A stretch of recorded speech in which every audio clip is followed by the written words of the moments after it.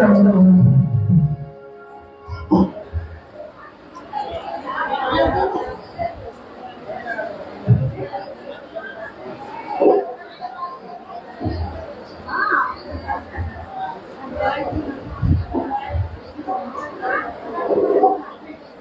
हम सभी लोग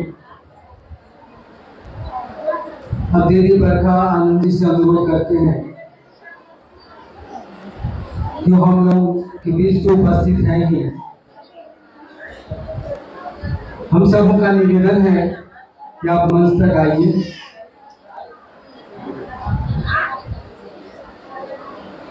और हम सभी लोग गंभीरता से सुनेंगे इनकी बातों को, दीदी बरखानंद जी की बातों को, और उसको उपहार समझ के, गिफ्ट समझ के साहब दीदी की अनमोल वाणी समझ के अपने साथ ले जाएंगे, अपने जीवन में उपयोग करेंगे उसका। इसलिए दीदी बरखानंद जी हमारे आपके बीच उपस्थित हो रही है। विषय है आओ चले शिव की ओर। अब शिव गुरु परक जिज्ञासाएं एवं समाधान।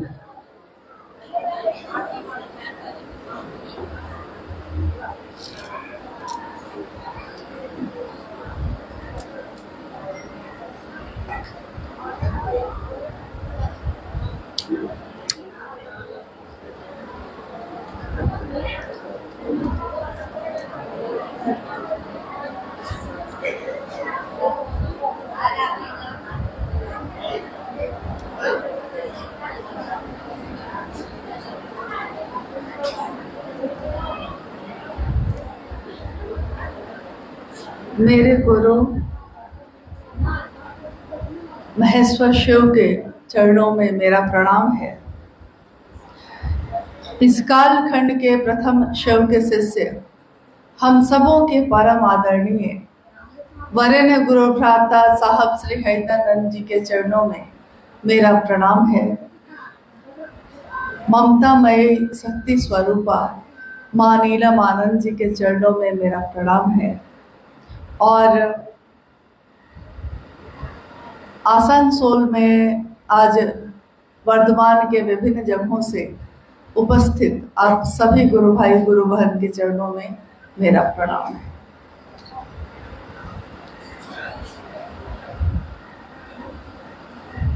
आज हम सबों का सौभाग्य है कि लंबे अरसे के बाद, बहुत दिनों से मतलब होता था कि कभी इस तरफ आया जाए, लेकिन संयोग नहीं बन पाया, और आज इतने वर्षों के बाद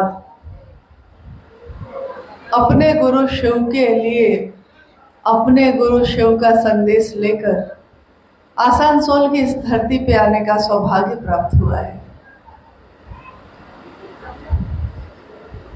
हमारा देश भारतवर्ष विभिन्न राज्यों में बटा है, विभिन्न जिलों में बटा है, अलग अलग भेष और अलग अलग परिवेश में बटा है, लेकिन सबके दिल एक ही बात बोलते हैं। और हम चाहे कन्याकुमारी में शिव की पूजा करें, या केरल में जाके करें, या जम्मू कश्मीर में करें, या आज यहाँ करें, शिव की सुंदरता कहीं नहीं बदलती, शिव का सत्य कभी नहीं बदलता। शिव के अनेक रूप हैं, अनेक, जिसकी गिनती नहीं हो सकती। जितना हम लोगों ने जाना है, जितना हम लोगों ने समझा है, दुनिया के लोगों ने उतने नामों से उस शिव को नवाजा है। महेश्वर शिव यानी जो ईश्वर का भी ईश्वर है। भगवान भी जितने हैं धरती पे या धरती के ऊपर, जहां भी आप समझते हैं, जिनको जिनको भी हम लोगों ने भगवान कह के पूजा है, उनके भी ईश्वर कौन है? तो महेश्वर कहा गया। महेश्वर एक ही सत्ता को कहा गया है, शिव को। दुनिया में जितने भी तरह के ज्ञान हैं, जितनी भी तरह की ज्ञान की धाराएं हैं, वो सब धाराएं चाहे किसी भी धारा में आप चलिए, योग के द्वारा चलिए तब भी, भोग के द्वारा चलिए तब भी, कपालेश्वर के रूप में चलिए या किसी भी रूप में हम जब चलते हैं, वो यात्रा जाके खत्म होती है शिव के पास। साहब ने एक बार कहा, साहब ने, हमारे वरण गुरु भ्राता जी ने एक बार कहा कि अगर एक पहाड़ है और उस पहाड़ पे अलग अलग रास्ते से कोई भी ऊपर की तरफ चढ़ेगा तो ऊपर जाकर वो सब कहाँ पे पहुंचेंगे? कोई एक ही जगह, क्योंकि उस पहाड़ का शिखर तो एक ही होगा, चोटी तो एक ही होगी। पहाड़ बहुत फैला हुआ है, कहीं से भी जा सकते हैं, किधर से भी जा सकते हैं, लेकिन पहुंचते कहाँ हैं हम लोग? कहाँ पहुंचते हैं? शिखर पे, चोटी पे। और चोटी पे कौन बैठा है? शिखर पे सबसे ऊपर कौन है? तो वो महाकाल, महेश्वर, महायोगेश्वर, उमा का पति, निहंगी शमशानी, यानी कि सारे रूपों में एक साथ अपने समग्र स्वरूप में, अपने संपूर्ण रूप में वो शिव खुद विराजमान है। अब हमने और आपने किसी के भी कहने से गुरु किसको बनाया है? शिव को। यानी जगत का गुरु भी है वो, और विश्व गुरु भी है। विश्व यानी पूरी दुनिया, जगत यानी पूरी दुनिया। आदि गुरु है वो, यानी कि अगर गुरु भी अगर धरती पे कोई है तो गुरु भी सबसे पहला कौन हुआ? सबसे पहला वो शिव है, आदि गुरु शिव। तो साहब ने कहा कि मैंने अपने जीवन में अनेक गुरुओं की तलाश की, हर जगह धोखे खाए, हर जगह फरेब था, हर जगह धोखा था, या धोखा नहीं भी था अगर तो ताकत नहीं थी, ज्ञान नहीं था। बाहर से जब उन्होंने देखा तो बाहर से, दूर से जब हम लोग देखते हैं तो इतने सुंदर वस्त्र, इतनी सारी व्यवस्था, रुद्राक्ष की मालाएं, ये सब देख के उनको लगता था कि इन गुरु के पास ज्ञान होगा, बहुत होगा। ज्ञान था लेकिन खंडित, खंड में बटा हुआ। अखंड अक्षय स्रोत अगर ज्ञान का है तो वो कौन है? कहा गया है, शास्त्रों ने भी कहा है और हमारे वरेण्य गुरु भ्राता जी ने भी कहा कि वो अक्षय स्रोत वो शिव स्वयं है, वो शिव स्वयं गुरु है। अब आप जितने भी लोग यहाँ हैं, आप में लगभग सब कोई, हम सब ने जब शिव को अपना गुरु बनाया था, क्योंकि एक संगोष्ठी में हम लोग बैठे हैं। संगोष्ठी का अर्थ होता है संग बैठकर गोष्ठी करना, साथ बैठकर विचार करना कि जो काम हम कर रहे हैं वो काम क्या सही तरीके से हो रहा है कि नहीं हो रहा है, और अगर नहीं हो रहा है तो हम चाहेंगे कि सुधार कर ले हम लोग। मानव जीवन सबसे कीमती माना गया है।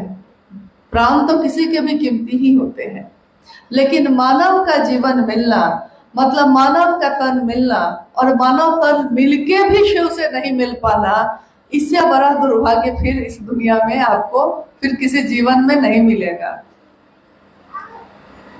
अब देखिए हम लोग का सौभाग्य क्या है, कितने युग आए, ग्रंथ है हम लोग के पास, किताबें हैं, हम अपने बच्चों को उन किताबों के द्वारा बताते हैं कि भाई देखिए, कभी त्रेता युग हुआ, कभी द्वापर युग हुआ, कभी किसी देवता या भगवान को पूजा गया, सारे युग आए, लेकिन किसी भी युग में शिव स्वयं दुनिया के गुरु बने?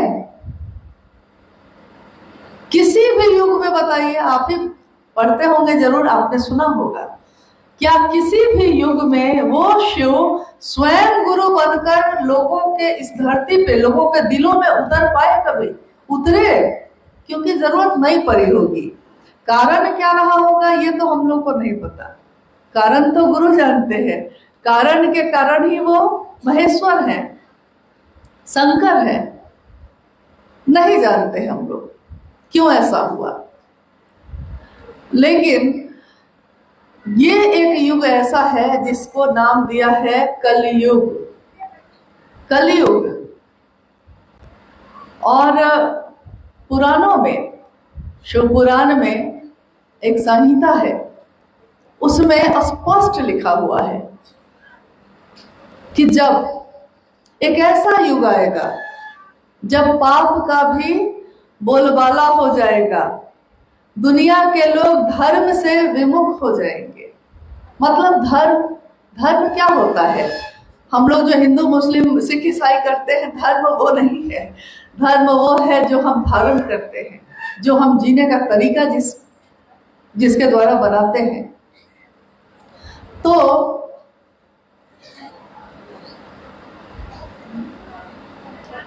कृपया हलचल ना करें समय नष्ट सबका हो जाएगा और बहुत कीमती समय है हम लोग का ये, हम सब का। आप सब भी अपने घर को छोड़ के आए हैं, थोड़ी देर के बाद ही हम भी लौटेंगे, आप भी लौट जाएंगे। तो ये बहुत महत्वपूर्ण है कि हम लोग इस बात पे बात करें कि पहली बार ऐसा हुआ कि जिनके बारे में हम लोग कह रहे हैं कि जो इतनी बड़ी सत्ता है, पूरे ब्रह्मांड में सबसे बड़ी सत्ता जो है वो शिव गुरु के रूप में हमारे आपके दिलों में उतरे हैं। कारण कौन है इसका? हमारे आपके अंदर वो उतरे, लेकिन उतारा किसने है? स्पष्ट है आपको कि नहीं? उतारा किसने है? साहब श्री हरिनानंद जी ने। यानी एक ही है वो उतारने वाला। हम नहीं हो सकते, आप नहीं हो सकते, वो नहीं हो सकते, हर व्यक्ति नहीं हो सकता। वो एक है जिसमें शिव ने गुरु के रूप में अपनी आध्यात्मिक ऊर्जा का संचरण किया, उतारा। यानी लोगों के पास पहुंचने के लिए कोई माध्यम चुनना होगा उनको। शिव शरीर में नहीं है तो किसी शरीर को माध्यम चुनेंगे। शिव ने शरीर के रूप में चुना किसको? शिव के शिष्य जो कहलाए हरिनानंद साहब को। उनके जीवन में जो घटनाएं हुई, जितनी भी घटनाएं हुई, उसके बारे में आपने कभी ना कभी चर्चाओं में सुना होगा, या उनके बारे में किताबों में जो लिखा हुआ है उसको पढ़ा होगा अगर आपने, तो आप जानते होंगे। समय चूंकि बहुत लग जाएगा सारी घटनाओं को बताने में, तो उतना समय तो आपके पास भी नहीं होगा, लेकिन संक्षेप में हम देखते हैं। 1974 में जब साहब हरिनानंद जी कानून की पढ़ाई पढ़ रहे थे पटना में, और उससे पहले लगभग 14 वर्षों से, अपने पिछले 14 वर्षों से, यानी 12 साल की उम्र से उनके जीवन में उन्होंने एक चमत्कार को होते देखा।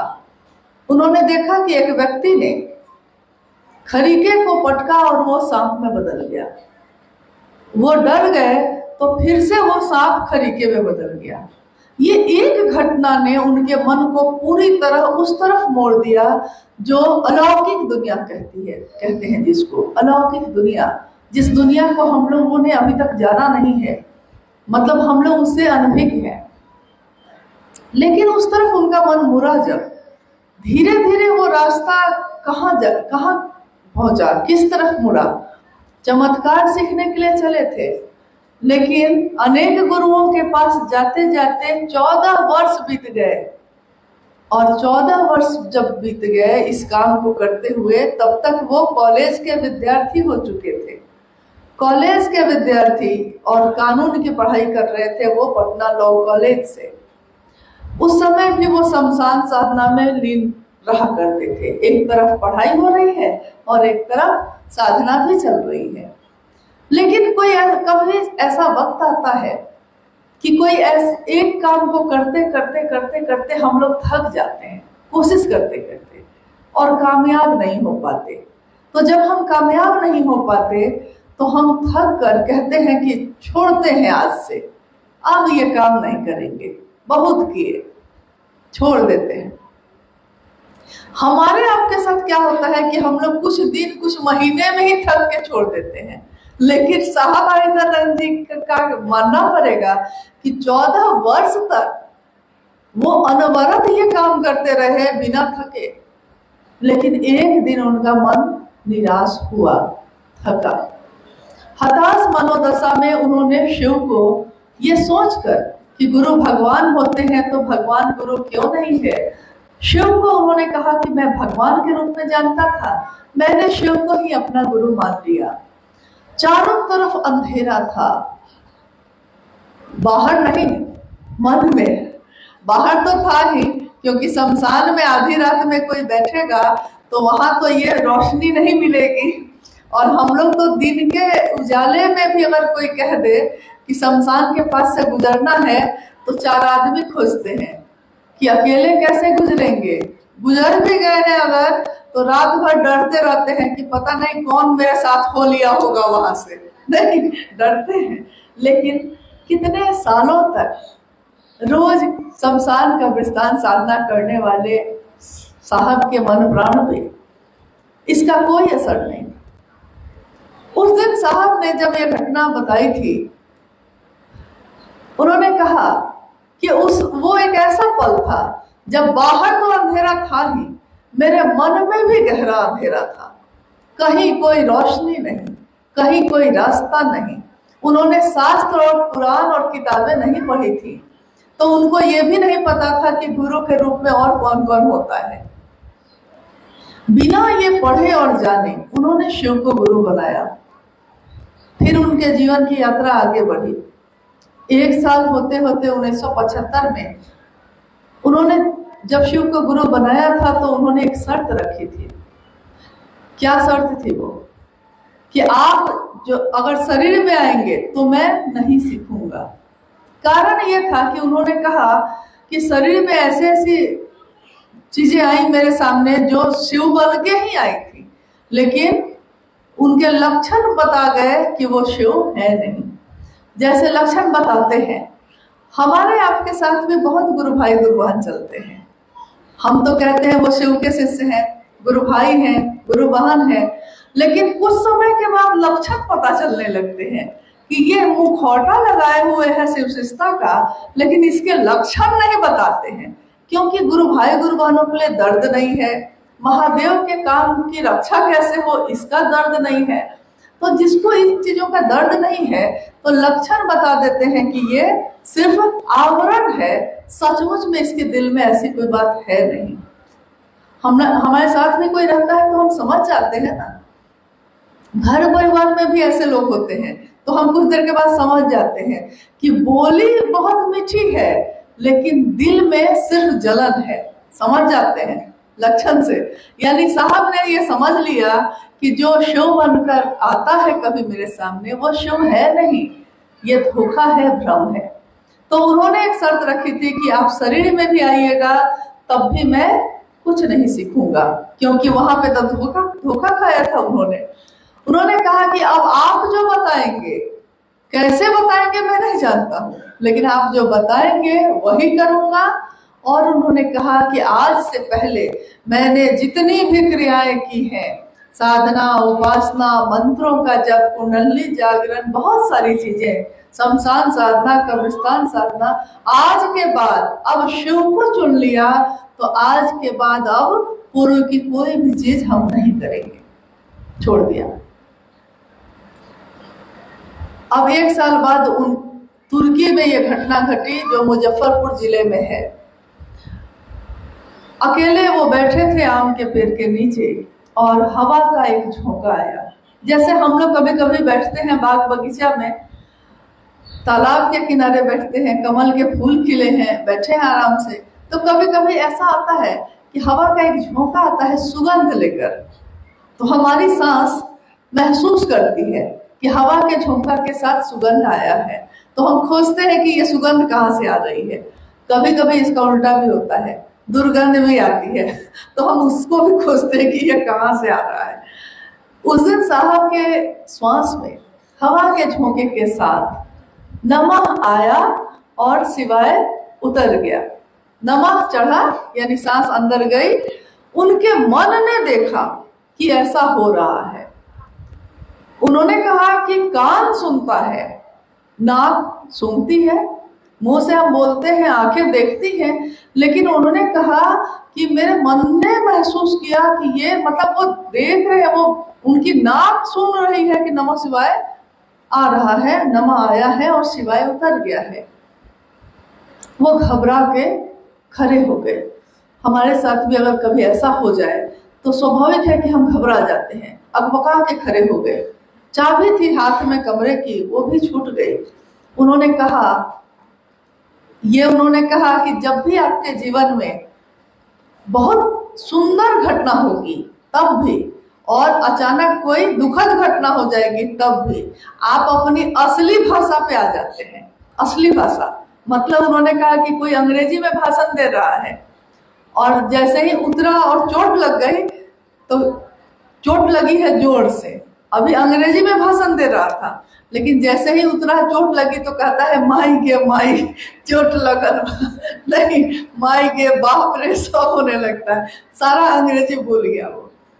तो साहब ने कहा कि अचानक कोई सुखद या दुखद, दोनों कोई घटना ऐसी होती है जिससे आपका मन आह्लादित हो जाए या दुखी हो जाए, तो आपके मुंह से अपनी भाषा, मातृभाषा इसीलिए कही जाती है क्योंकि मार वाली भाषा निकलती है।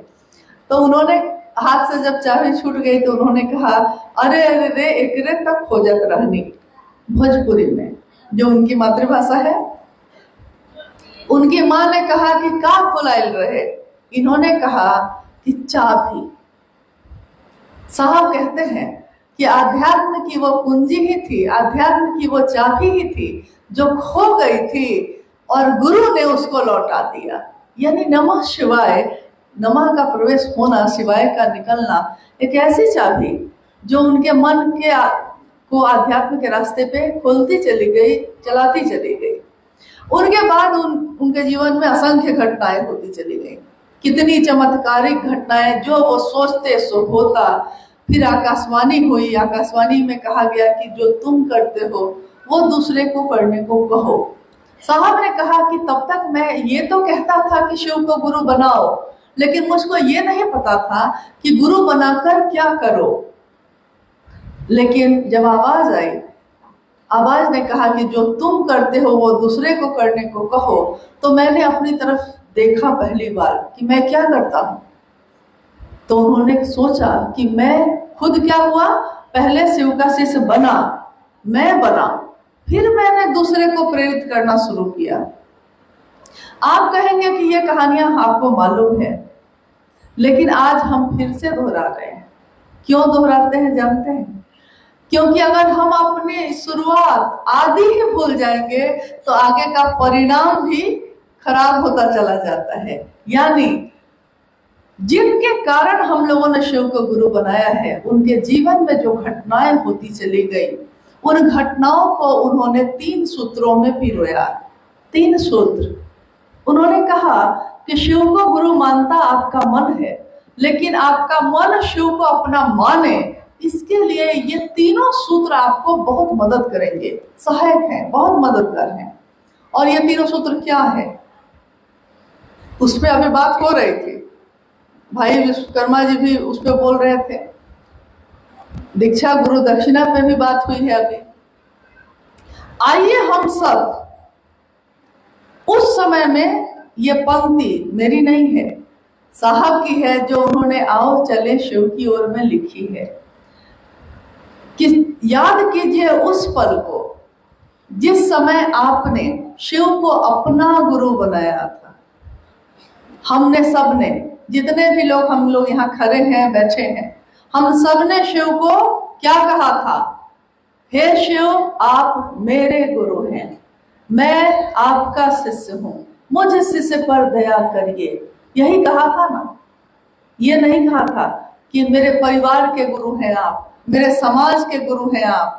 ये काम नहीं किया था हम लोगों ने। जो साहब हरितानंद के जीवन में जितनी चीजें घटी थी, जो जो चीज हुआ था, उसको निचोड़ के रूप में उन्होंने दिया कि ये 3 सूत्र आपके इस विचार की बार बार आवृत्ति करेंगे, आपको याद दिलाते रहेंगे कि आपको खुद शिव का शिष्य बनना है और दूसरे को भी मदद करनी है, प्रेरित करना है। पहला सूत्र, मन ही मन कहता है ये बार बार। जब हम साइकिल चलाना शुरू करते हैं या खाना बनाना सीखते हैं, खाना बनाना जिस दिन सीखते हैं, अभी आता नहीं है, सीखा है। सब्जी कैसे काटी जाए माँ बताती है। माँ कहती है कि आटा ऐसे गूंथना। जिस दिन वो सिखाती है तो वो हर चीज को कर करके सिखाती है। जिस दिन आप सीख जाते हैं पूरी तरह, उस दिन भी तो वही तरीके से ना आप काटते हैं सब्जी, आटा तो वैसे ही गूंथते हैं। ऐसा नहीं ना कि जब आप सीख जाते हैं तो तरीका बदल जाता है। सीखते समय जो तरीका था, सीखने के बाद भी तरीका तो वही रहेगा। तो तीनों सूत्र में आप गौर कीजिएगा कि पूरी तरह मन को साधन बनाया गया है। मन जो दिखाई नहीं देता है, साहब ने बार बार कहा कि आपका शरीर जो है ये, उसमें हम बच्चे से पूछते हैं बाबू आँख कहाँ है, आई नहीं, अंग्रेजी से सिखाते हैं तो ई फॉर आई, आई कहाँ है तो बच्चा कहता है यहाँ, नाक कहाँ है तो यहाँ, कान कहाँ है यहाँ, दिल कहाँ है तो यहाँ, फेफड़ा कहाँ है, किडनी कहाँ है, सब पता है, नाखून कहाँ है सब पता है, हेयर सब कुछ पता है। लेकिन साहब ने कहा कि मन कहाँ है, ये मन कहाँ है, तो ये किसी को आज तक पता नहीं चल सका। इतने बड़े बड़े वैज्ञानिक हैं, लेकिन कोई आज तक खोज नहीं सका कि ये मन कहाँ है। अगर आप में से किसी को पता है तो बताइएगा, हम लोग अभी भी इसी खोज में हैं कि ये मन कहाँ है। उसी जीवात्मा के साथ रहता है और उसके कारण हमारा सब कुछ संचालित होता है। कितना महत्वपूर्ण है वो, समझ जाइए कि अगर मन आपका नहीं है तो कोई आपसे वो काम नहीं करवा सकता है। आप सीधे जवाब देते हैं कि मेरा मन नहीं है, हम नहीं करेंगे। क्या कहते हैं? हम ये नहीं कहते हैं कि हम नहीं करेंगे, हम कहते हैं मेरा मन नहीं है इसलिए हम नहीं करेंगे। मेरा मन आज है ये खाने का, आप कहते हैं अरे आपको खाना है, आप कहिए हमको खाना है, आप कहते हैं मेरा मन ये चाह रहा है। यानी मन कितना कितना फितूरी है, पता नहीं क्या क्या चाहता है। और उसी मन पे साहब ने कहा कि तीनों सूत्र, पहला मन ही मन मूक संप्रेषण। मैंने अभी थोड़ी देर पहले कहा कि हम लोग को याद करना है उस पल को। अब हम ये सोचना छोड़ देते हैं कि कितने लोग हम लोग के साथ हैं या नहीं है, कौन क्या करता है क्या नहीं करता है, सब कुछ छोड़ देते हैं। सिर्फ अभी बैठे हुए अपने बारे में सोचते हैं। मैंने शिव को गुरु बनाया है, मैं उनका शिष्य हूँ। मेरा मन क्या करता है कि शिव से मुख संप्रेषण करता है। मुख यानी बिना बोले, मौन होकर। जब हम मौन होते हैं तो हम अपने तरफ देखते हैं। मौन यानी जब हम प्रार्थना करते हैं तो आप देखिएगा कि आंख तक बंद कर लेते हैं लोग। क्यों? जब मूर्ति सामने है, शिवलिंग सामने है, तो आंख खोल के करिए। प्रार्थना करते समय, पूजा करते समय या कोई भी ऐसी दुआ मांगते समय हमारी आंखें बंद हो जाती हैं, क्योंकि हम अपने अंदर झांकते हैं। तो ये मुख संप्रेषण यानी मुख संवाद, बिना बोले हम अपने गुरु शिव को संप्रेषित करते हैं, सीधे शिव तक। क्योंकि आपके मन की गति बहुत तेज है, शरीर की गति वैसी नहीं है। शरीर से यहाँ से कहीं भी जाने में समय लगेगा, लेकिन मन को जाने में सेकंड का सेकंड भी नहीं लगेगा। मन में सोचा और गए, मन में सोचा और किया। मन में सोचा है कि ये घर बनाएंगे, मन में घर वो उसी समय बन गया, लेकिन वो घर जमीन पे बनाने में समय लगेगा। मन में बनाने में समय नहीं लगेगा, जमीन पे बनाने में समय लगेगा। उसी तरह मन से सोचा यानी सबसे तेज गति मन की है। दुनिया में जितनी भी चीजें बनी है ना, रॉकेट, मिसाइल, सब फेल है मन के आगे, इतनी तेज गति है। उस तेज गति पे ये संप्रेषण सीधे शिव तक जाता है।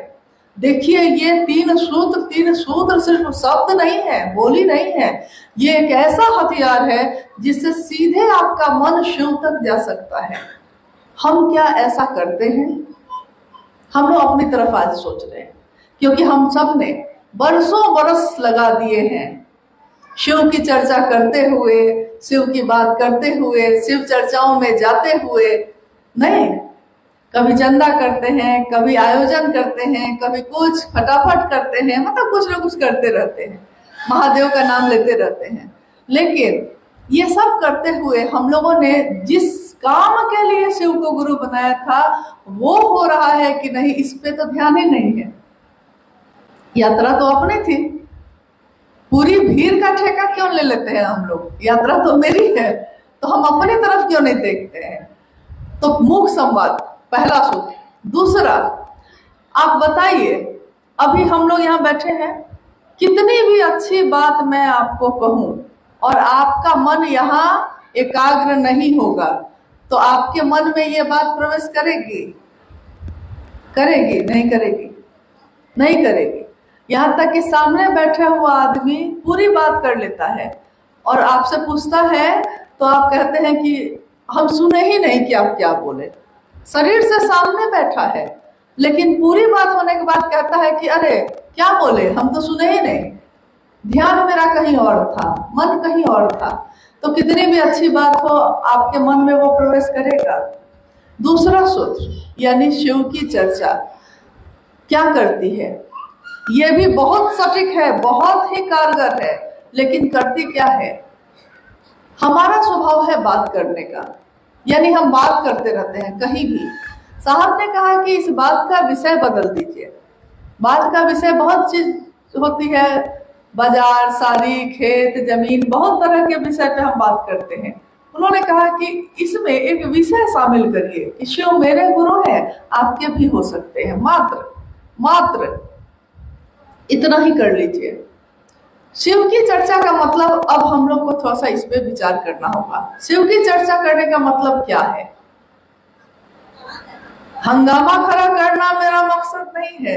साहब हरिंदर जी ने बहुत बार इस लाइन को कोट किया है, हंगामा खड़ा करना मेरा मकसद नहीं है।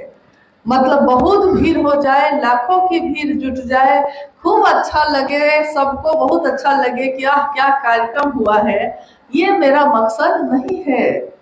हमारे वरेण्य गुरु भ्राता ने बार बार ये बात कही है। उन्होंने कहा कि मेरी मनसा है, मेरा मन है कि ये सूरत ही नहीं, ये सीरत भी बदलनी चाहिए।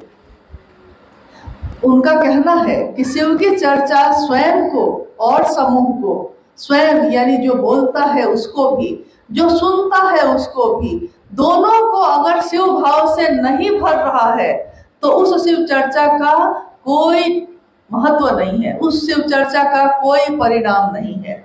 शिव की चर्चा मतलब अपने गुरु का गुणगान। शिव की चर्चा यानी आप क्या कर रहे हैं, आप जान रहे हैं?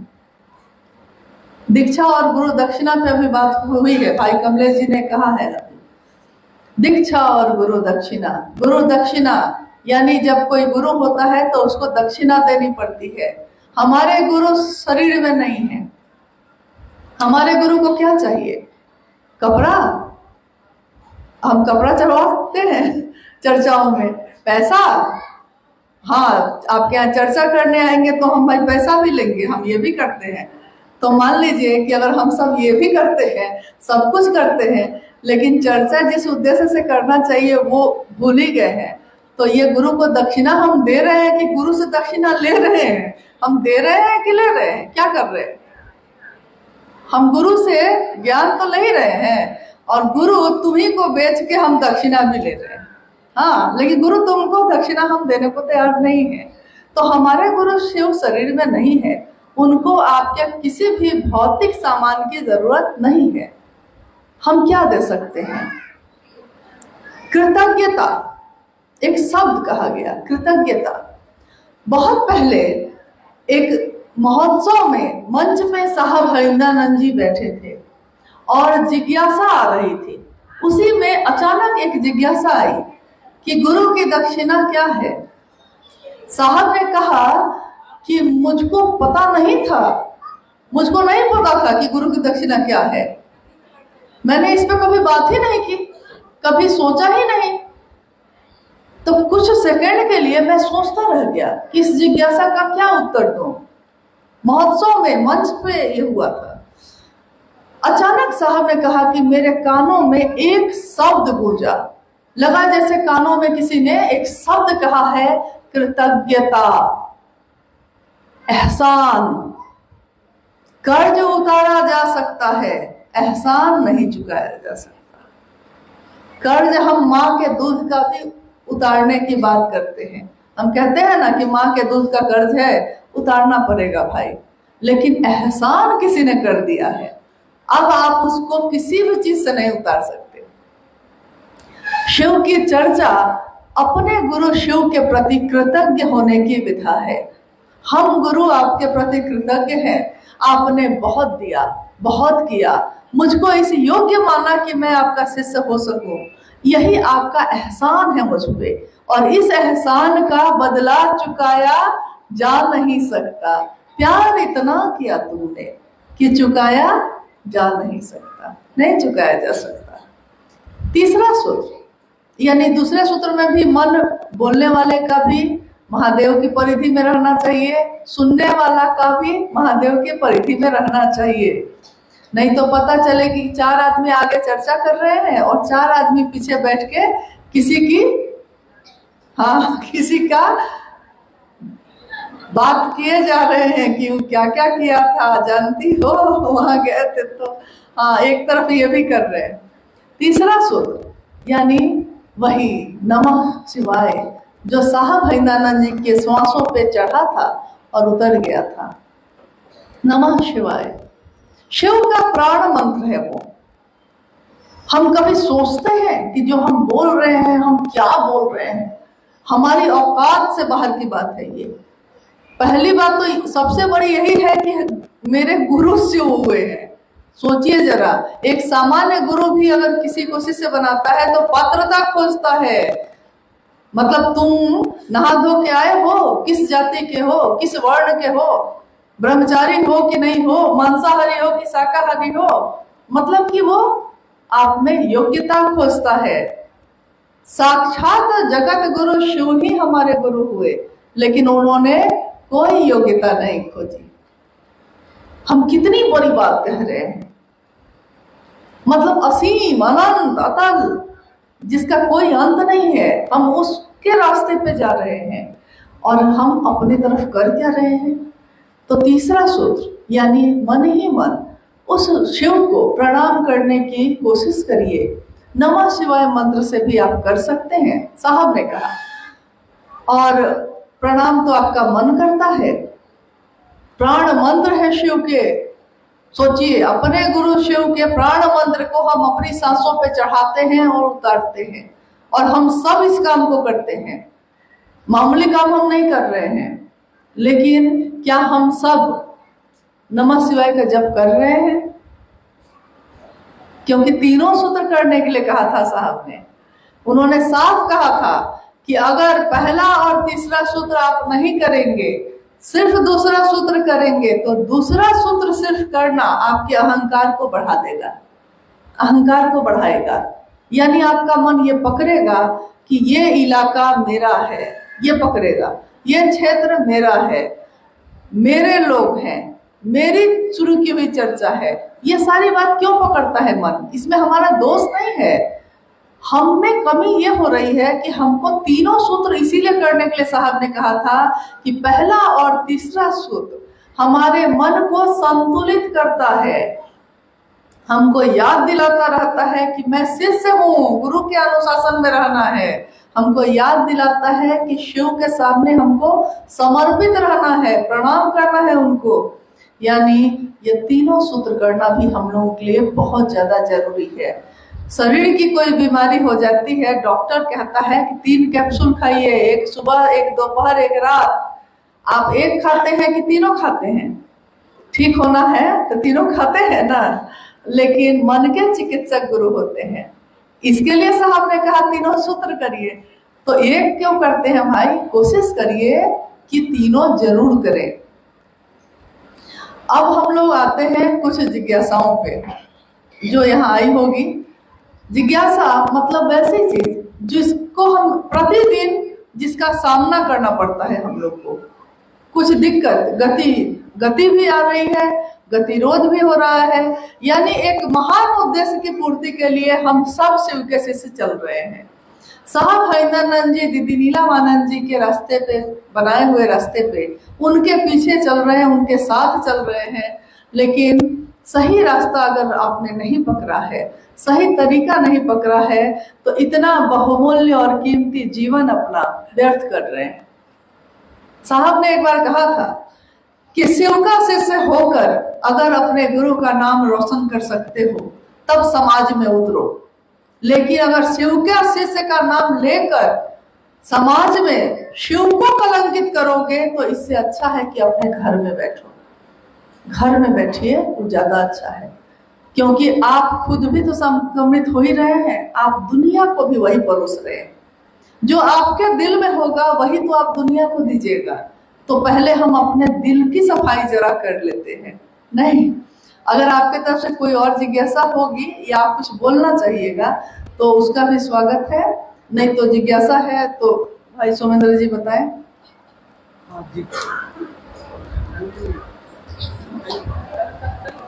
कोई नहीं चल रहा है, स्टार्ट है। स्थानीय जिज्ञासाएं हैं कुछ।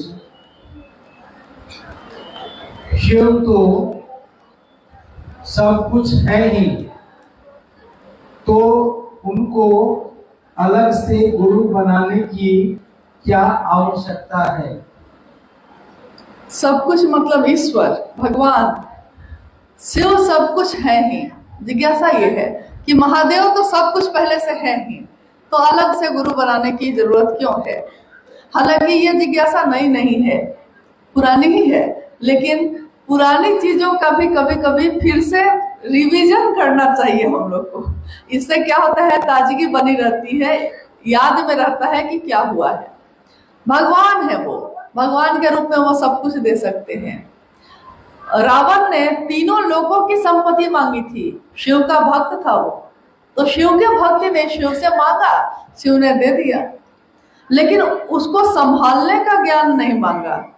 नतीजा पूरी दुनिया जानती है क्या हुआ। सोने की लंका धू धू करके जल गई, सब कुछ नष्ट हो गया। कारण बस एक ही था कि जो मांगा था उसको संभालने का ज्ञान भी चाहिए था। यानी हमको अगर कोई चीज आपसे हम ले लें, बहुत गुरु भाई गुरु बहन को भी देखते हैं, या ऐसे भी समाज में बहुत सारे लोग हैं, सबके हाथ में आज मोबाइल है, मोबाइल तो है सबके हाथ में।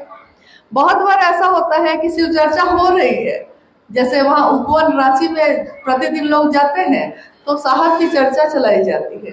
अब साहब की चर्चा चल रही है, अब किसी का फोन बजने लगा है, उस गुरु बहन को ये नहीं आता है कि फोन को हम साइलेंट कैसे करें, बंद कैसे करें। अब वो घबरा जाती हैं, बंद ही नहीं हो रहा है, साइलेंट ही नहीं हो रहा है। तो हम लोग कहते हैं कि यही हर चीज में ज्ञान की जरूरत है। सामान आप खरीद सकते हैं, लेकिन उसको संभालने का ज्ञान नहीं हो तो आपके लिए वो परेशानी का कारण बनता है। मतलब आप परेशान हो रहे हैं। नहीं, शुरू में जब खाना बनता था लकड़ी के चूल्हे पे, अभी भी बहुत जगह बनता है, अभी भी बहुत जगह लकड़ी के चूल्हे पे, कोयला के चूल्हे पे बनता है, लेकिन फिर भी घर घर में गैस जो सिलेंडर है और उसका जो चूल्हा है वो पहुंच गया है। शुरुआती दिनों में लोगों को बहुत दिन तक बहुत दिक्कत हुई थी कि गैस खुला, कोई तो खुला ही छोड़ देता था, आता ही नहीं था। ऑन कैसे करेंगे ये नहीं आता है, अब उस पर चढ़ाएंगे कैसे, उसमें भी डर लगता था कि पता नहीं कि कहाँ से अचानक आग कैसे फूंक से जल जा रही है, पता ही नहीं चल रहा है, तो वो डर जा रहा है। मतलब उसको ये भी नहीं आ रहा है कि हम चूल्हा पे बर्तन कैसे चढ़ाए। यानी हर चीज में ज्ञान की जरूरत होती है। हम अपने जीवन के पल प्रतिपल में किए हुए काम के लिए ज्ञान की आवश्यकता है, लेते हैं, लेकिन ये जीवन जो है, इस जीवन को चलाने के लिए जिस ज्ञान की जरूरत है उसके लिए हम लोग सोचते भी नहीं, जो सबसे महत्वपूर्ण है। जीवन जीने की कला सिखाते हैं गुरु। जीवन जीने की कला क्या है? जीवन वो है जो एक जानवर भी जीता है, एक कीड़ा मकोड़ा भी जीता है, लेकिन एक जीवन ऐसा भी है जिसको पूरी दुनिया याद करती है। उसने ऐसा जीवन जिया है। कभी कभी हमारे आस पड़ोस में किसी ऐसे व्यक्ति की मौत हो जाती है, उसकी मौत जब हो जाती है तो हम लोग सब मोहल्ले के लोग बैठ के बात करते हैं, उसके बारे में याद करते रहते हैं हमेशा। कितना हंसता था ना, हम कहते हैं उसके बारे में, सबको हंसाता रहता था, सबकी सेवा करता रहता था। उसकी मौत हो चुकी है, वो जा चुका है इस धरती से, लेकिन दुनिया के लोग उसको याद कर रहे हैं उस कारण से जो जीवन उसने थोड़ा ही जो जिया है, इतना अच्छा जिया है, इतना हिल मिल के जिया है कि कोई उसको भूल नहीं पा रहा है। तो जीवन जीने की कला, शिव जैसा जीवन जीने की कला शिव से अच्छा कौन सिखा सकता है? इसलिए शिव का एक जो रूप है जगत गुरु का, उससे जुड़ने का आह्वान साहब श्री हरिनंदन जी ने किया। उन्होंने कहा शिव से ज्यादा सुंदर जीवन जीने की कला आपको हमको कोई नहीं सिखा सकता, और ये सिखाते आए हैं वो पहले से, ऐसा नहीं कि आज अचानक सिखाने लगे हैं। तस्वीरें बताती हैं कि तीनों लोगों का पति, तीनों लोगों का वैभव देने वाले शिव खुद आराम से निहंगी चट्टानों पे बैठे होते हैं। मतलब किसी चीज की व्यवस्था नहीं है। सारे देवी देवताओं को आप देखिएगा सोने के मुकुट, सोने के आभूषण से लदे हुए। शिव का आभूषण क्या है?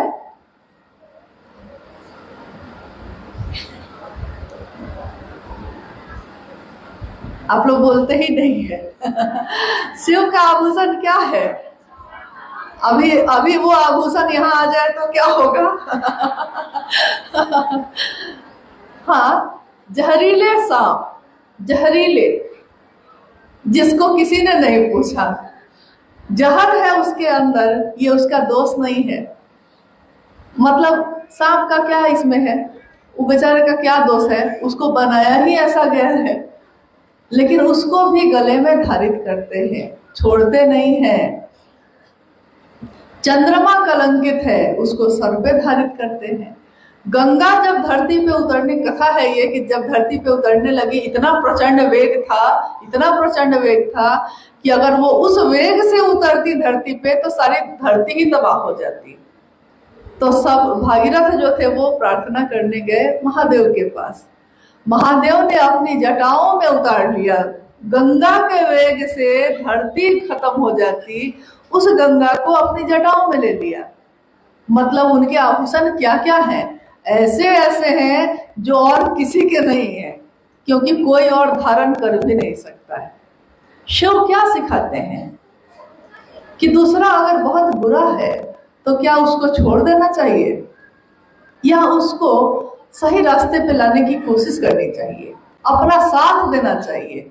हो सकता है उसमें जहर हो, लेकिन आपका साथ पाकर उसका जहर कम हो सकता है, वो अपने जहर को भूल सकता है। छोड़ दीजिएगा तब तो मामला ही खत्म हो गया था। तब तो इसलिए एक दूसरे की हम लोग को बहुत समीक्षा नहीं करनी चाहिए कि कौन अच्छा है कौन बुरा है। मूल उद्देश्य जो है उस पर अगर ध्यान रहेगा तो सारी चीजें खुद ही खुद ठीक हो जाती हैं। मूल उद्देश्य क्या है? एक शिव के शिष्य का अलौकिक उद्देश्य क्या होता है? दूसरों में, स्वयं में तो है करना ही है, लेकिन दूसरों में भी शिव की स्थापना उनके दिल में करनी। मूल उद्देश्य को भूल जाइएगा तो सब कुछ गड़बड़ाएगा, तब सब कुछ दिखाई देगा, लेकिन अगर मूल उद्देश्य याद रहेगा तो कुछ भी दिखाई नहीं देगा। इसलिए शिव को गुरु के रूप में अपनाना हर मानव के लिए सबसे सुंदर कारण है, सबसे सुंदर तरीका है जीवन को जीने का।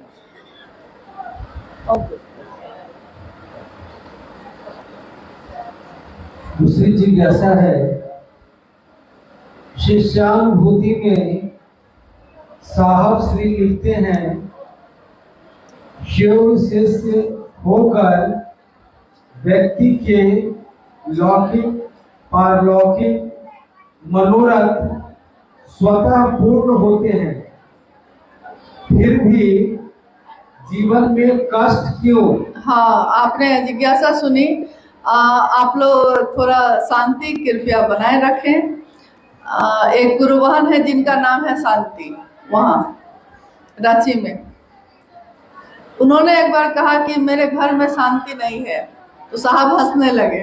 उन्होंने कहा कि अरे तुम्हारा नाम ही शांति है। शांति की खोज बाहर क्यों कर रही हो? वही कह रहा है, थोड़ी देर में हम लोग भी लौट जाएंगे, आप भी लौट जाइएगा। जिज्ञासा ये है कि व्यक्ति जो है शिव का शिष्य होकर उसके लौकिक पारलौकिक मनोरथ स्वतः सिद्ध होते हैं। और क्या था? फिर भी मानव जीवन में कष्ट। हाँ, फिर भी मानव जीवन में कष्ट क्यों है, यह भी एक बहुत बड़ा मुद्दा है। क्योंकि हम लोग हर कुछ दिन के बाद ये सोचते हैं और कहते भी हैं कि महादेव को गुरु बनाए हैं, चर्चा करते हैं, लेकिन कष्ट दूर नहीं हो रहा है। कष्ट है ही, कहते हैं ना। दुनिया में जिन लोगों को भगवान माना गया है, उनके जीवन को आपने सुना है, पढ़ा होगा जरूर।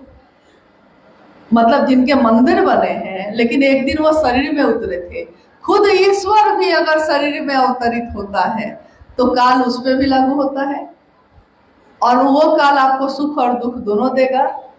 यहाँ तक कि जो ज्यादा ईश्वर के रूप में अवतरित होते हैं, उनको तो गर्भ से ही कष्ट मिलना शुरू हो जाता है।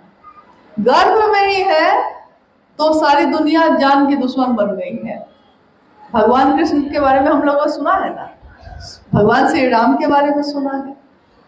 और वैसे भी महामानव जो धरती पे आए, जिन्होंने दुनिया के लोगों को एक रास्ता दिखाया, और उसमें एक हमारे साहब श्री हरिनानंद जी और दीदी लीलामानंद जी हैं।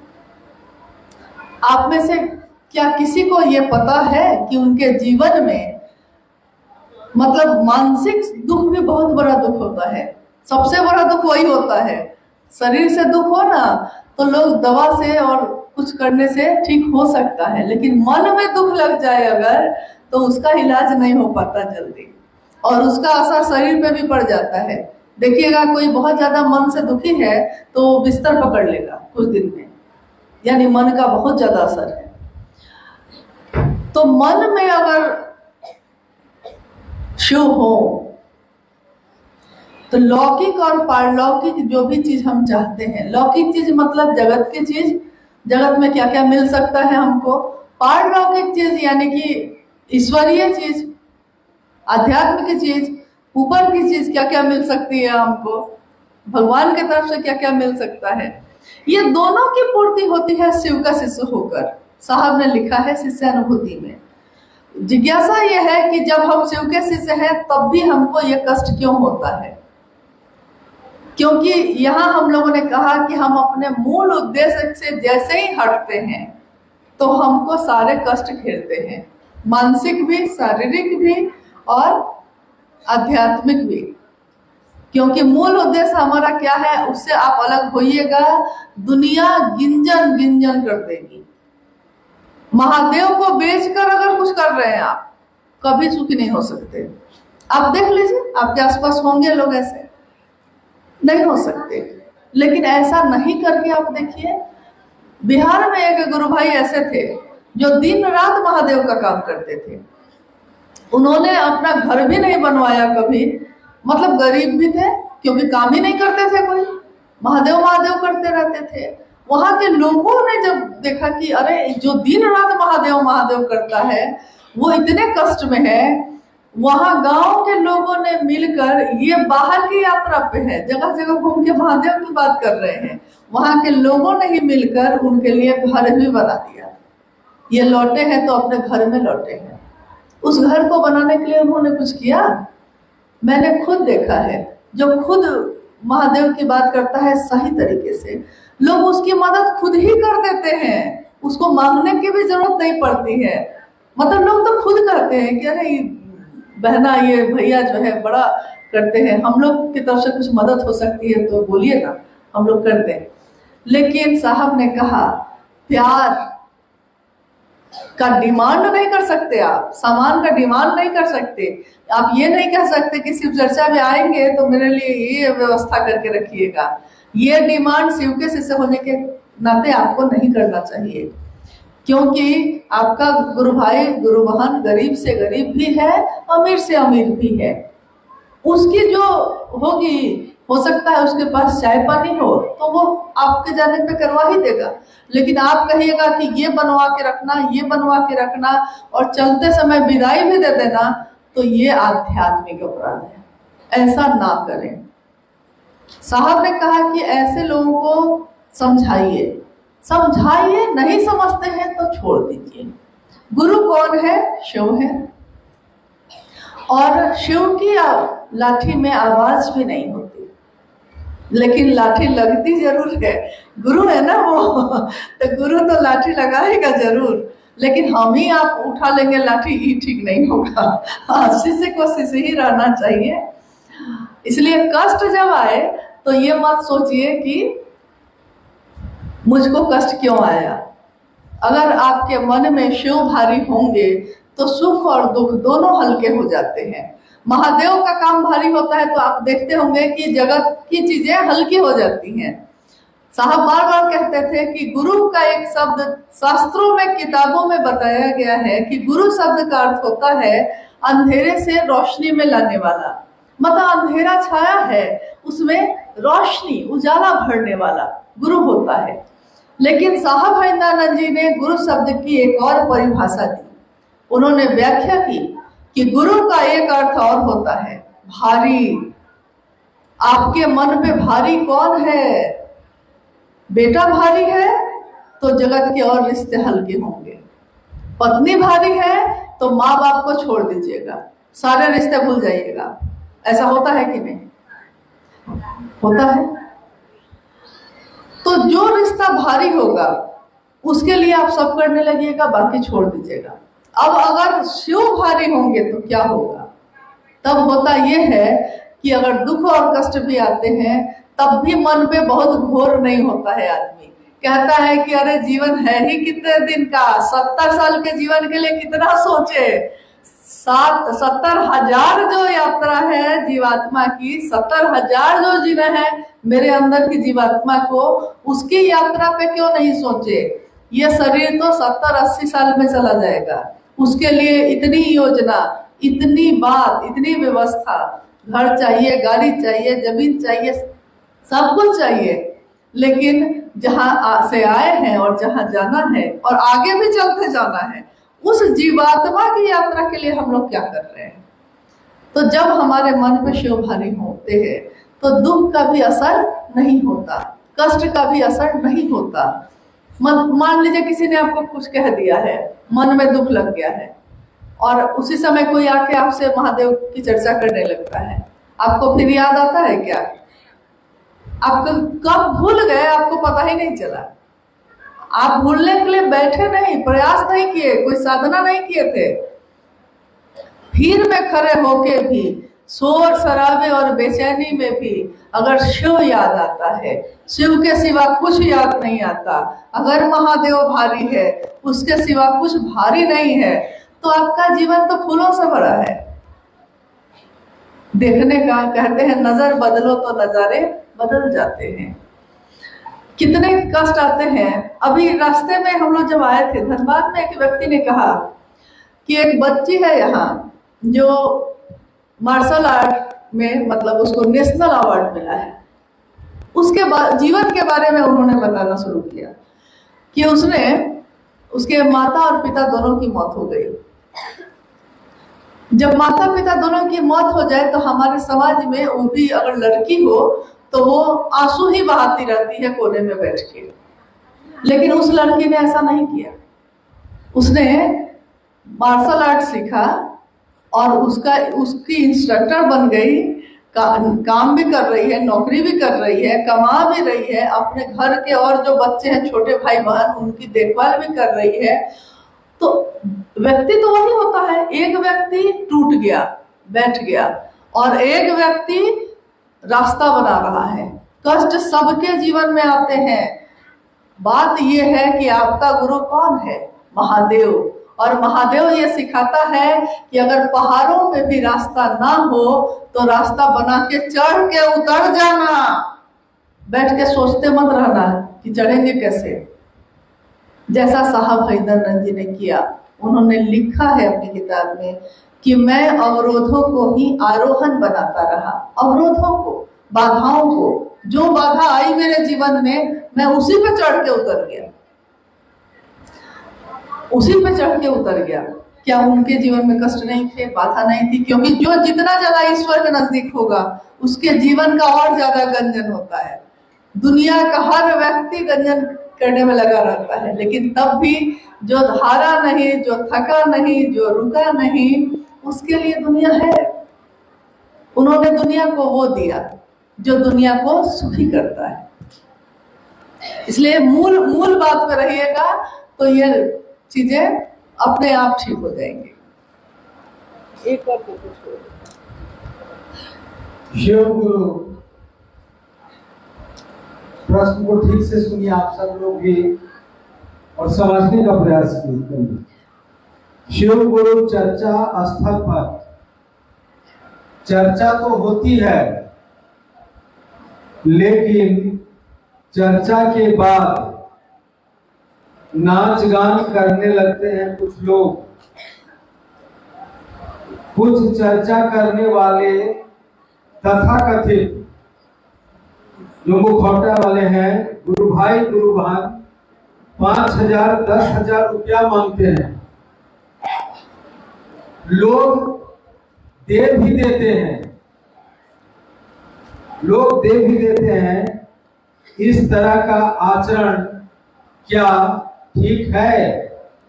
दीदी कृपया मार्गदर्शन कीजिए।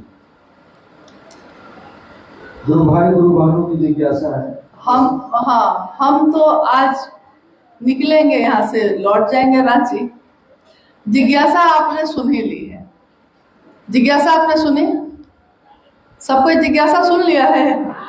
हाँ। शिव की चर्चा में, शिव की चर्चा के बाद लोग नाच गाना करने लगते हैं। ऐसा भी कहीं कहीं हो रहा है, हर जगह नहीं हो रहा है, लेकिन कहीं कहीं हो रहा है। और मतलब कहते हैं गुरु भाई गुरु बहनी, लेकिन हम आएंगे आपके यहाँ चर्चा करने तो इतना पैसा चाहिए, इतना पैसा चाहिए कह के पैसे भी ले लेते हैं, लोग दे भी देते हैं। क्या ऐसा होना चाहिए? शिव की चर्चाओं में ऐसा होना चाहिए? कहीं लिखा हुआ है कि जवाब हम ही को देना है? हम आप ही से पूछते हैं क्या ऐसा होना चाहिए? साहब ने कहा कि इश्क है ये। शिव की शिष्यता के बारे में उन्होंने कहा कि मेरे प्राण बसते हैं शिव की शिष्यता में, मेरा प्राण।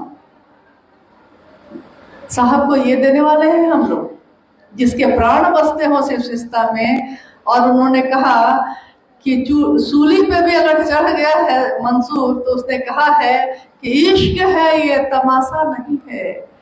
शिव की चर्चा, शिव की बात, शिव के शिष्य इश्क में करते हैं, खुश होके करते हैं, प्रेम में डूब के करते हैं। मेरे गुरु शिव ऐसे हैं, मेरे गुरु शिव ऐसे हैं, सत्यम है, शिवम है, सुंदरम है, सबसे अच्छे हैं। इस बात का गुणगान करते हैं। क्या गुणगान करने वाला ऐसा कर सकता है? ऐसा नहीं कर सकता। और अगर ऐसा कहीं होता है,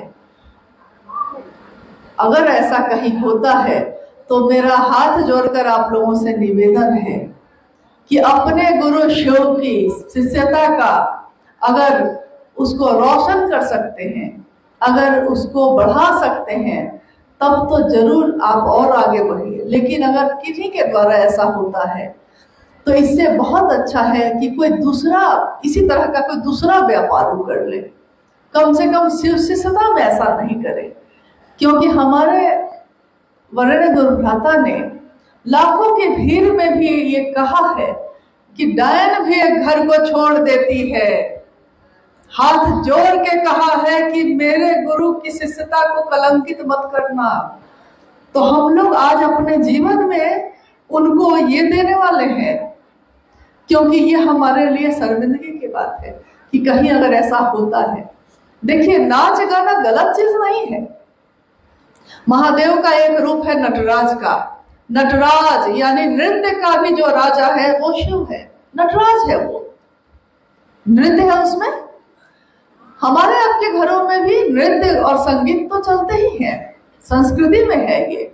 यहाँ तक कि शादी ब्याह होता है, सब पुरुष महिलाएं सब नृत्य करते हैं, ये कोई खराब बात नहीं है। लेकिन शिव की चर्चा में ऐसा करना ये मर्यादा के अनुकूल नहीं है। शिव भी हर समय नृत्य नहीं करते, नटराज शिव भी हर समय नृत्य नहीं करते। और नटराज के रूप में अगर वो नृत्य करते हैं तो कहा जाता है कि उनके पैरों की थाप से ये धरती कंपित होती है और इसमें अन्न अनाज उगते हैं जो दुनिया के लोगों को पोषण देते हैं। तो अगर आपका नृत्य ऐसा है तब तो जरूर करिए। लेकिन अगर नृत्य आपका ऐसा है जिसमें साड़ी कहाँ जा रही है, आंचल कहाँ जा रहा है और लोगों के बीच तमाशा बन रहा है, तो कृपया बंद करिए इसको तुरंत। और अगर कोई ऐसा करता है तो मेरा निवेदन है कि आप लोगों को भी इसमें तमाशा नहीं देखना चाहिए, जाकर इन चीजों को बंद करवाना चाहिए। आपकी माँ, जैसे दुर्गा पूजा में हम लोग करते हैं ऐसा, माँ दुर्गा की पूजा में भी करते हैं हम लोग। माँ दुर्गा की पूजा के लिए उनके मूर्तियों की स्थापना करते हैं, लेकिन उसके बाद वहां का नजारा क्या होता है ये भी आपको मालूम होगा। जो आयोजक होते हैं ज्यादातर उसी में से कुछ लोग ऐसा हो जाते हैं जो कभी कुछ कर रहे हैं कभी कुछ कर रहे हैं, पूरा माहौल दूसरी तरह बना हुआ है। माँ दुर्गा की पूजा के लिए एक तरफ महिलाएं आ रही हैं, सिंदूर चढ़ा रही हैं, पूजा कर रही हैं, और एक तरफ का माहौल क्या होता है ये आपसे छिपा नहीं है। क्या अपनी माँ को बीच चौराहे पे खड़ा करके हम उसके सामने अश्लील गाने बजाते हैं? अपनी माँ अगर वहां मौजूद हो घर में तो आपने कभी देखा है कि अश्लील गाना कोई बजा रहा है? वहां नहीं बजाता। लेकिन माँ दुर्गा की मूर्ति की स्थापना करके ऐसा करता है और सारा समाज तमाशा देखता है। दुख की बात यह है, अगर समाज के लोग जागरूक होते, वो कहते कि कुछ भक्ति का गीत बजाओ भाई, श्लोक बजाओ, हाँ, तो ऐसा बंद हो जाता, तुरंत बंद होता। यहाँ देखिए, साक्षात शिव की बात हो रही है। दुनिया के लोग आपको देखते हैं, बहुत ज्यादा गौर से देखते हैं। जब हम लोग जाते हैं आपको विश्वास नहीं होगा, एक जगह पे जब हम लोग गए, पहली बार जब सिक्किम गए थे, 2012 की बात है ये, वहां के गुरु भाइयों को लगा कि शायद मैं प्याज लहसुन भी नहीं खाती हूँ। उन लोगों ने खाना बनाने में इतनी देर की और ये कहा गया कि प्याज लहसुन भी तुम नहीं खाती होंगी। हम लोग खाते थे प्याज लहसुन, लेकिन चूंकि उन लोगों की सोच ये थी कि हम लोग नहीं खाते होंगे तो हम लोग नहीं खाए। मतलब कि कहाँ आपको लोग देखते हैं गौर से, जिस बात से जुड़ सकते हैं हम लोग को वो करना चाहिए। ये नहीं कि मेरे किसी बात करने से वो अभी जुड़ने ही वाला था कि टूट गया। जब दूसरे परिवार के लोग देखते हैं कि शिव चर्चाओं में महिलाएं आके ऐसा कर रही हैं, तो वो अपने घर की बहू बेटी को भी शिव चर्चाओं में नहीं जाने देते, क्योंकि उनको अच्छा नहीं लगता। उनको लगता है कि ये कैसा तमाशा हो रहा है, मर्यादा के अनुकूल नहीं है। लेकिन वहीं पे अगर सुंदर सुंदर भजन होते शिव के, सुंदर सुंदर चर्चा होती महादेव की, तो लोग अपने पूरे परिवार के साथ आकर बैठ जाते आपके बिना बुलाए। क्योंकि शिव की चर्चा का आकर्षण इतना है कि हम क्या बताएं आपको। शुरुआती दिनों में जब शिव चर्चाएं शुरू हुई थी तो इतने लोग तो हर जगह नहीं थे। यही बैठे हैं भाई सोमेंद्र जी, देवघर इस सब में जब चर्चाएं हो रही थी, किस तरह इन लोगों ने की थी? कोई नहीं आ रहा था गांव का, तो एक माइक लगा के अकेले ही बैठ के 2 आदमी महादेव का भजन गाने लगे, दिल से गाए, ये सोच के अपने महादेव से दया मांग के कि महादेव दया करिए कि कुछ लोग तो आ जाए। और हरा भोला गाना शुरू किया इन लोगों ने। गाते गाते थोड़ा भाव विभोर हो के आंख बंद हो गई होगी, आंख खुली तो देखते हैं कि चारों तरफ लोग आके बैठे हुए हैं। देखिए, आपकी बात में, आपके गीतों में शिव की गूंज है, लोगों को खींचती है, लेकिन आपके अंदर ये गूंज होनी चाहिए। महादेव की स्थापना इतनी सुंदर हो सकती है। आपका पूरा जिला वर्धमान मतलब 2 भाग में है, पूर्वी वर्धमान, पश्चिमी वर्धमान, लेकिन ये बहुत बड़ा जिला है बंगाल का, बहुत महत्वपूर्ण है। और यहाँ जो गुरु भाई गुरुवान है वो नए नए नहीं, बहुत सारे गुरु भाई गुरुवान पुराने हैं, जो कितनी बार साहब से मिले, दीदी माँ से मिले। आप लोगों को शायद पता नहीं होगा, हम लोग अभी थोड़ी देर पहले शारीरिक कष्ट की बात कर रहे थे। माँ नीलम आनंद की दोनों किडनी फेल थी और कोलकाता में एक कार्यक्रम होना था, शिव गुरु महोत्सव, साहब जा रहे थे उसमें। माँ नीलम आनंद जी की दोनों किडनी फेल थी और इलाज चल रहा था। वो एकदम जिद कर दी कि ये कैसे होगा कि हम नहीं जाएंगे, हम जाएंगे ही जाएंगे। साहब बार बार मना करते रहे, आपको दिक्कत हो सकती है। नहीं, सब कुछ तो हम अपने जीवन में कर रहे हैं, तो हम वहां क्यों नहीं जाएंगे, हम वहां भी जाएंगे। अंत में साहब अपने साथ उनको लेकर गए। जब ट्रेन से, रेल से वो लौट रही थी, आसनसोल से थोड़ा पहले ही उनकी तबीयत काफी बिगड़ गई, सांस एकदम उखड़ने लगी। मतलब वो जीवन के अंतिम पड़ाव पे उस समय चल रही थी, सांस उखड़ने लगी। आसनसोल में स्टेशन पे बहुत तेजी के साथ उनको लेकर लोग उतरे, फिर यहाँ तत्काल इलाज के बाद तुरंत धनबाद लेकर बढ़े। वहां जब वो थोड़ा सा ठीक हुई, फिर वो लौटी पटना। जीवन के अंतिम पड़ाव में दोनों किडनी फेल है, उस समय भी उनके मन पे उस बीमारी का कोई असर नहीं, मन पे नहीं था। मिजाज ये होना चाहिए, शरीर तो खत्म होना ही है। क्या शरीर खत्म नहीं होगा, हम चाहें या ना चाहें? जन्म हुआ है तो मौत होगी, हम चाहें या ना चाहें। लेकिन मौत ऐसी हो कि दुनिया याद रखे। नहीं कहते हैं कि खाक करके एक बड़ा सुंदर गीत है, खाक मतलब मैं उड़ उड़ के कहेगी खाक सनम, हमें क्या है, रस्में मोहब्बत सहने दो। हाँ, ऐसे कुछ है कि मेरी खाक भी उड़ उड़ के कहेगी सनम कि मुझको तुमसे मोहब्बत है। महादेव के शिष्यों से महादेव गुरु बने हैं। महादेव के शिष्यता से दुनिया चमत्कृत होती है, दुनिया में उसका प्रभाव होता है, और दुनिया में रहने वाले लोग का काम ऐसा हो। दूसरे क्या करेंगे आपका बस नहीं है, लेकिन हम क्या कर रहे हैं इस पे मेरा बस है। हम खुद ऐसा कर सकते हैं। कल शाम में हम लोग एक घटना बता रहे थे कि एक छोटी सी कहानी पढ़ी थी मैंने कि दो व्यक्ति एक जगह पे जाते हैं। उस जगह पे एक बड़ा सा हॉल बना हुआ है। एक व्यक्ति उस हॉल में जब घुसता है, उस व्यक्ति का ये मतलब उसकी आदत है, उसके स्वभाव में है कि वो हमेशा गुस्सैल रहेगा, हमेशा गुस्साता रहेगा, हमेशा दूसरे की शिकायत, कभी किसी की बड़ाई उसके मुंह से किसी ने नहीं सुनी। ऐसे लोग भी होते हैं, तो वो हमेशा निगेटिव रहेगा, हमेशा दूसरे के लिए ये कभी अच्छा नहीं सोच सकता। तो उस तरह का व्यक्ति जो है उस हॉल के अंदर जाता है कि मैं घूम के आता हूँ। उस हॉल में चारों तरफ शीशे लगे हुए हैं। अब वो जिधर भी देखता है उसको गुस्सा वाला आदमी दिख रहा है, मतलब इतना ज्यादा शीशे में दिखा उस तरह का चेहरा उसको कि वो घबरा के बाहर निकल जाता है। दूसरा व्यक्ति जो बाहर खड़ा है वो कहता है कि घूम आए, तो उसने कहा कि हाँ घूम आया। तो कैसा है? बोला बहुत ही खराब, बहुत खराब, एकदम जाने लायक नहीं है।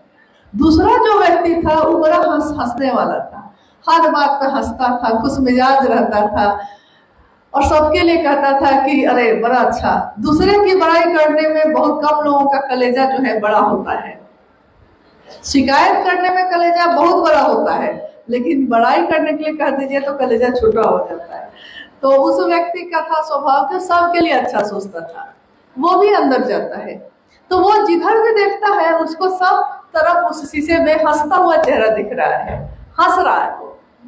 तो उसको चारों तरफ खुशी ही खुशी दिख रही है, वो बाहर निकलता है। पहले वाला बोलता है कि मैंने कहा था ना मत जाना, बहुत खराब है।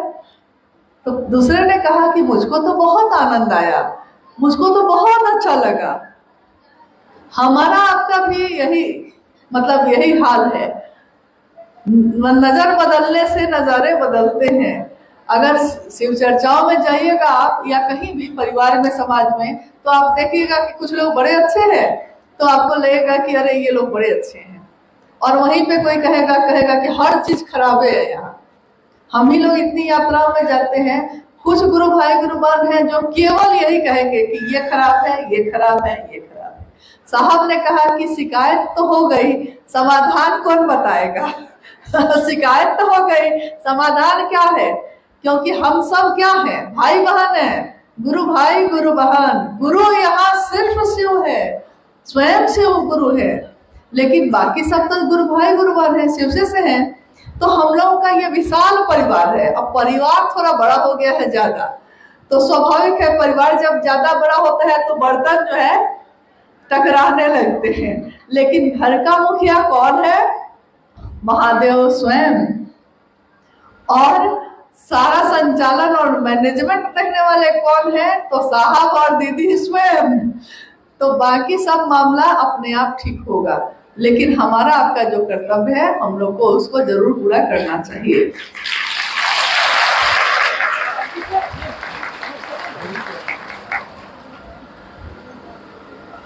चलिए, आज आप लोगों के साथ जो हम लोगों का ये मिलना हुआ है, हालांकि आपको थोड़ी दिक्कत हुई, हॉल छोटा है थोड़ा, आप लोग हैं ज्यादा, हॉल है छोटा।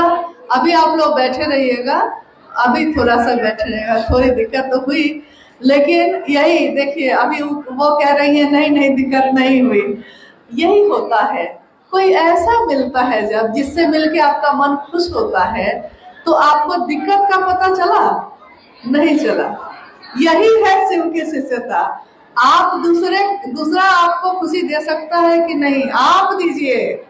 साहब ने कहा कि बांटो बांटो बांटो, छींटो छींटो छींटो, शिव के शिष्यता का दिया हर दिल में छींटो। शिव के शिष्य एकमात्र अलौकिक उद्देश्य यही होता है। मेरी कामना है कि इस धरती के रहने वाले लोगों के जीवन में शिव उतरे और अपनी शिष्यता को दुनिया के लोगों को ये दिखाए कि कैसा होता है शिव का शिष्य। ये कामना जरूर पूरी हो, इसमें आप लोगों का सहयोग सबसे ज्यादा जरूरी होगा। आप सभी के चरणों में प्रणाम है, आप सबों से विदा है आज के लिए।